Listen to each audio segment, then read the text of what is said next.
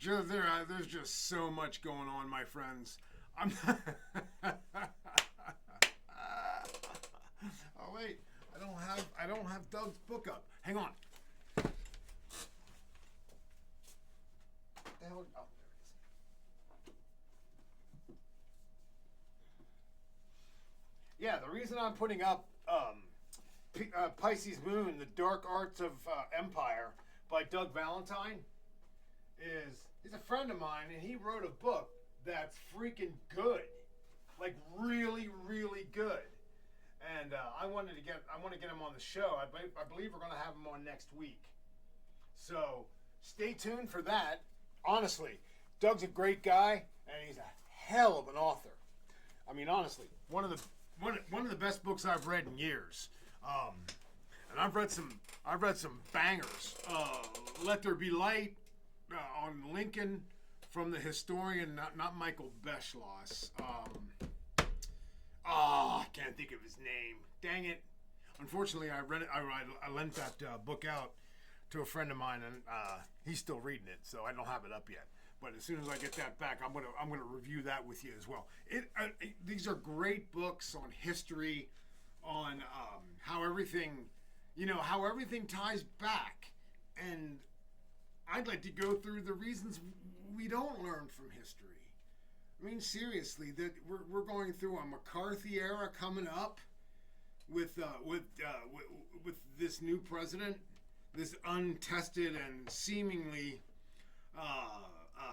unworthy individual who lacks ethics, morals, a decent-sized penis, according to Stormy Daniels. He's just missing a lot. Apparently, he's missing his wife too. Not really showing up on any of the pictures we see. You know who we do see? Wait. You know who we do see? The guy who spent $250 million to get Donald Trump elected, giving $1 million away in Pennsylvania per day for votes. Again, nobody's talking about that. Which, honestly, it floors me. I don't know. It's just, I'm going to try to keep everything positive and see if I can help everybody get through this nightmare. What I would like to do, tomorrow night I'm doing a live show. I'm gonna have a live show on because there's just so much to go over, and I'm gonna have a call-in show. I've had a few people that have expressed interest in calling in and, going over their views. And I love that. I want to sit and just have like a beer or a glass of wine or however, whatever you like. Sit and just discuss things back and forth. And keep it serious but light. I want that banter back and forth. And I think that would be, honestly, a lot of fun. I really do. So, tomorrow night, 7 o'clock, right here live. As far as what else is going on, I don't want to do like spoiler stuff. But there are a couple things that are just bad. I mean, there's a funding bill coming up, and of course, the Republicans have screwed this so badly that they won. Well, listen to this, all right? Listen to this. They won the House of Representatives and the Senate. But guess what Speaker Johnson needs? Democratic help in order to pass the stopgap bill. That's interesting to me, because they shouldn't need us, right? I mean, it's not a 60-40 vote, right? I'm not, as far as I know, for the budget. Maybe it is. Maybe I'm wrong about that. I'll look that up. Let's see. Stopgap bill. All right. Congress passes spending stopgap. All right. Let me votes. It's not telling me how many votes it needs. I'm almost positive it's just majority vote, right? All right, yeah, it looks like they just need a majority vote. It's not like they need that huge, trying to change an amendment or add an amendment, and because I'll tell you right now, there will never be an amendment that either is removed, like Donald Trump wants to do with the 14th Amendment, which is birthright citizenship. We will go over that tomorrow night. Seriously. That is maybe... It's disturbing to me. And I don't know what else to say about it. I'm gonna go over it in detail tomorrow night, but I don't want to spoil it now. So just know that removing an amendment does take 60-40. You have to get that amount, and I think that's a good thing. Most of the time, some of the stuff that the Dems or the Republicans block are just ridiculous, and they do it for political reasons. It's not to help anybody. It's just pay back or pay forward, depending on how you want to look at it. So what else is going on? Jesus mighty! This is the disturbing day. Come on, there we go. Yeah, Trump wants to abolish birthright citizenship.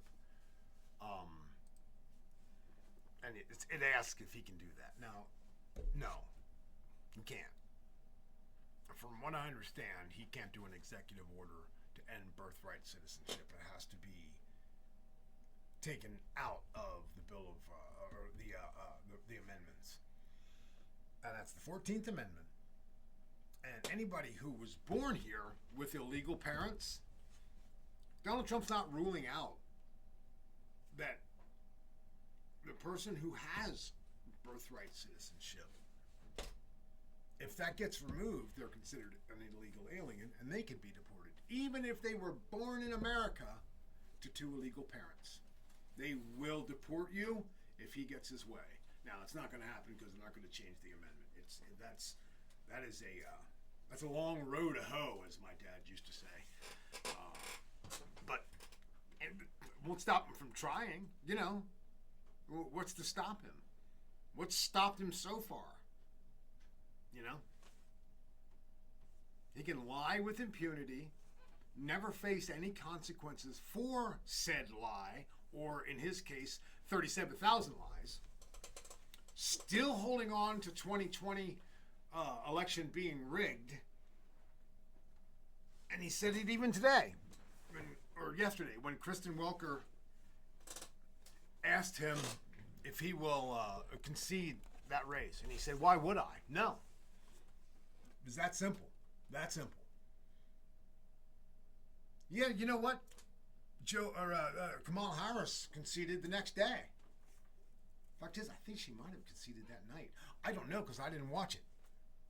Mostly because I knew on that Saturday before that he was going to win.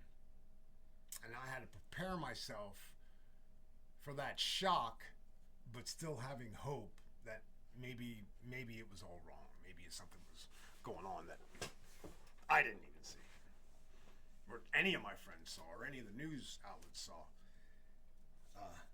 But yeah, the Dems, this hand-wringing, pearl-clutching, what are we going to do?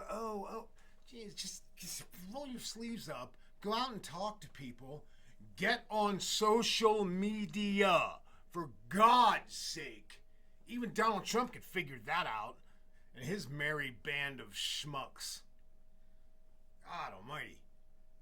And that Stephen Miller with his deportation order. Man, if you haven't read that, I'll go over that tomorrow night again. How they want to do it. It's worse than Project 2025. It's way more detailed. They want to deport basically any brown person that's here that has asylum, or the special citizenship act that allows people to stay here, like in Springfield with the Haiti with the Haiti refugees. And Donald Trump's going to go to Springfield. Well, actually, it won't be Donald Trump. It'll be that asshole Homan. He'll go in. We'll deport the whole family. That's how we keep them together. We just send them back to where they came from. Seriously, dude? Man, you look at that guy. He looks like the sheriff from Mississippi Burning. Fits that role as well, too. Racist. Misogynist. Oh, man. You look up some of the stuff he says about women. But it fits perfectly with Donald Trump. It truly does. It fits right in there with his with his nightmare of administration. And it's already really, really bad. And I'm not going to root against him. Hopefully he'll do something that changes how things are going in this country. Not that they're going bad, but Joe Biden is handing him an economy that is on fire, burning. Of course, Republicans don't say that. The facts say that. Republicans have their own truth. Oh, the world is burning, and I don't know. And all I want to say is, no, the world ain't burning. The economy is on fire. Donald Trump's going to pick it up. Guess what Donald Trump's going to do? Shit directly on the economy's chest. And I'm not going to guarantee anything because I can't do that. That's not right. But man, when you look at something and past becomes prologue, you know what his history is. You know where he's coming from. You know what he wants to do. I'm so sick of tired. Well, that's not really what he wants to do. Gee, yes, it is. Why is it up to Democrats to explain to Republicans that their candidate is telling them the truth? What? Why? It's not our job. But I'll keep doing it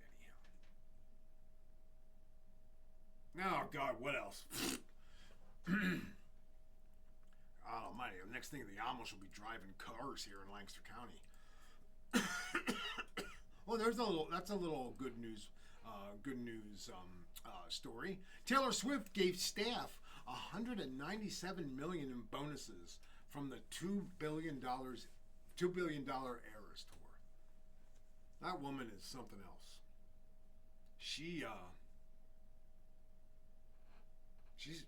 saved my life. And I don't say that lightly. I had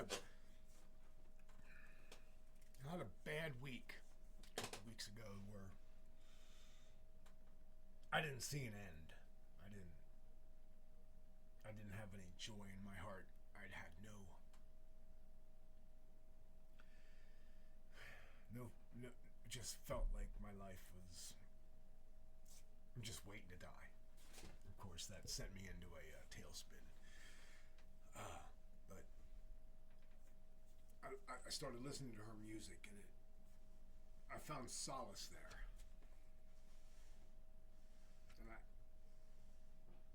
And I want to thank her. It's not like I'm going to see her and thank her, But I do want to thank her for writing the way she does and touching people's hearts and souls the way she does. Enough about Taylor Swift, because everybody thinks I'm obsessed already, especially Wendy. Jesus. But anyhow, let's see what else is going on. Let's see. Benefits there. Let's see if this opens up. Washington Post. How many millions of American kids might see their parents deported by Trump? Trump has pledged to deport north of 20 million immigrants from the United States. That number exceeds any realistic estimate of the country's undocumented immigrant population by at least a third. And all that means is that he is adding in birthright citizenship people. I'm telling you guys, it's gonna happen. If I'm wrong, it's on tape. make me eat it. Point it out, call it out. But I'm I was gonna say fairly sure. It's not fairly sure. I'm completely sure that he is gonna add that in, and that's where the 20 million comes from. Because Stephen Miller wrote most of that bullshit on there anyhow. So, and Stephen Miller's a Nazi. It just is. You know, you go back through his high school and college comments on papers and stuff like that. It's not a stretch. Let's just put it that way. So, let's see. Fewer than 700,000 immigrants with conviction. Okay, 700,000 immigrants that already have convictions or pending criminal charges. That, you know, you can, no problem with that. They shouldn't be here anyhow. It's the families that are running away from certain death in Guatemala or El Salvador or any of the Central American countries and South American countries. It's Muslim immigrants from, well, thank God, you know, Assad fell, so Syria is kind of up in the air, but it looks like it might actually work. Of course, this pissed off Putin in Russia and unstabilized Iran a lot. Putin, from what I've been reading, went crazy. And of course, what did Putin do? Come on in here, Assad. Do you think that this is a thing for you? I can't do a Russian accent. Anyhow, I'll probably cut that out. God, what the hell else? Yeah, there it is. The Haitian immigrants, he's going to remove that program that allows them to stay under special protected status. Of course, the Haitians are all leaving Springfield, and the Springfield people are like, well, that was not what we expected. Well, you know what? You voted for Donald Trump. You get what you get. Do I want to help you understand?